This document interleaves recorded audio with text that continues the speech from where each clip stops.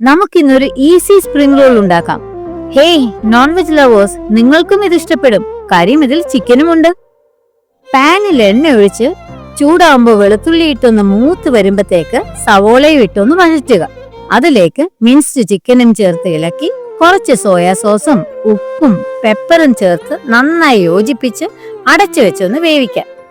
വെന്ത ശേഷം അതിലേക്ക് പൊടിയായി അരിഞ്ഞ ബ്രോക്കലി ചേർത്ത് നന്നായി ഒന്ന് മിക്സ് ചെയ്ത് അടുപ്പ് ഓഫ് ചെയ്യാം. എന്നിട്ട് തണുക്കാൻ വെക്കാം.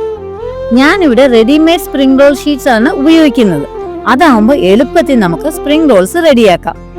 ഇനി സ്പ്രിംഗ് റോൾ ഷീറ്റ് എടുത്ത് ചീസ് ലെയർ ചെയ്ത് അല്പം ഫില്ലിങ്ങും വെച്ച് ചുറ്റും മൈദ പേസ്റ്റ് ഒന്ന് ബ്രഷ് ചെയ്ത് നല്ലവണ്ണം ടൈറ്റായി റോൾ ചെയ്യണം. ദേ ഇതുപോലെ. ഈ സ്പ്രിംഗ് റോൾസ് ഫ്രീസ് ചെയ്യുവാണെങ്കിൽ 1-2 ആഴ്ച കേടുകൂടാതെ ഇരിക്കും. ആവശ്യത്തിനെടുത്ത് വറുത്താൽ മാത്രം മതി. നിങ്ങളും ഈ cheesy and tasty spring rolls ഒന്ന് ട്രൈ ചെയ്യണം. With love, Lakshmi.